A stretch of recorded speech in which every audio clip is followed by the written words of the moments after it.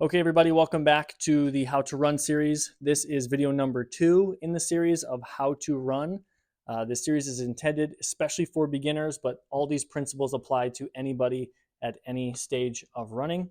My name is DrMichael Cortese. I'm a physical therapist in Evanston. I specialize in working with runners, and a big part of my practice is teaching people how to run, okay? Because running is one of those sports where nobody really gets taught how to do it. The running technique is only addressed once there are already problems with somebody who's running. So in the first video, I talked about not overstriding, okay?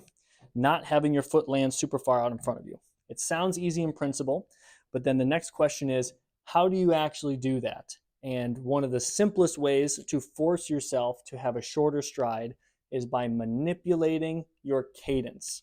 Cadence is the number of times your foot hits the ground in a minute, okay? Your feet hit the ground in a minute. A lot of times people that have problems tend to have a slower cadence at around 150 or even 160 steps per minute. And a lot can be done simply by increasing your step rate and your cadence. And I'm about to show you how changing your cadence changes the shape of the run in terms of what's happening. I'm gonna fire up this treadmill here. The treadmill's at 1% incline, 6 miles per hour speed. And I'm just gonna run normally, and then I'm gonna start manipulating my cadence with this metronome here that I have, and I'll show you how that works. This is my normal run, which when I measure is at about 184 steps per minute. And you can see the general shape here. Next up is 150 steps per minute. So you can see how much longer the strides are and how much less frequently my feet are contacting the ground. And here is 220 steps per minute. You can see how short the stride is and how Fred Flintstone-y the shape of the overall run looks. Quick reminder that the treadmill speed was the same for all 3 cadences at 6 miles an hour. So I'm gonna let this play. Here is my normal run at about 184 steps per minute. If I look here at this right leg, as my foot comes forward and hits the ground at about there, okay, I can take a length measurement, and this is just measuring pixels, so this is not necessarily distance from a specific sense of, oh, hey, that's how many centimeters or meters it is or whatever. That's just measuring pixels, but it's going to do a good enough job for us to see just how long the stride is at these different cadences. So again, this is 184 beats per minute, and that's about how long the stride is. I'm measuring from that back toe to the front toe where that foot lands.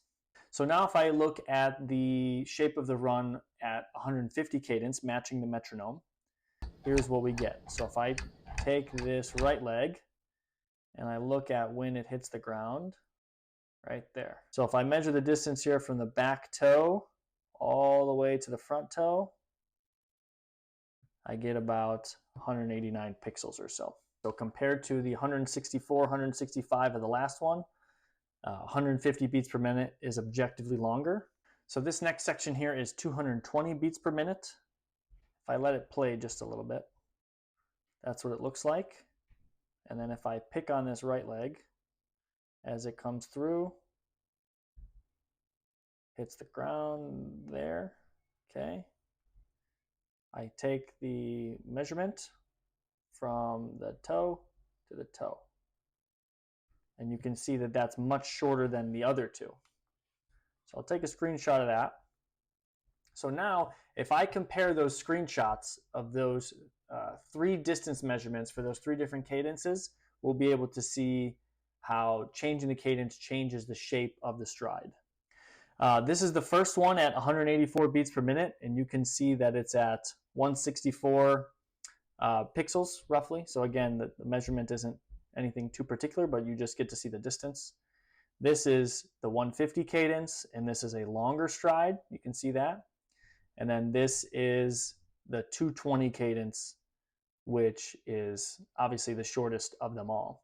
So the point being we want the stride to be on the shorter end. It doesn't necessarily need to be as short as 220 was, but we definitely don't want it to be as long as 150 is. So the shorter that we can get our natural stride, the better. A really great way to do that is by increasing cadence. As you can see here, this is 150, this is 184, and then faster still is going to be 220 steps per minute. A lot of people like to throw the number 180 steps per minute or a 180 cadence around in the running world as the perfect cadence. Now, I'm not going to go as far as to say it's the perfect cadence, but really once people get to about that number, whether it's 180, 176, 184, kind of being in somewhat of that general range, the running form just tightens up and it looks good for a lot of people based on their various body sizes and shapes. So if you're getting into running with a higher cadence closer to that 180 mark is likely going to do you a lot of good as it'll shorten up your stride. So in the last video, we talked about shortening the stride. In this video, we've talked about shortening the stride by increasing the cadence and how that's a really easy way to do that. In the next video, we're going to talk about how to make running feel easy and how to control your speed so that you can enjoy the process of becoming a better runner.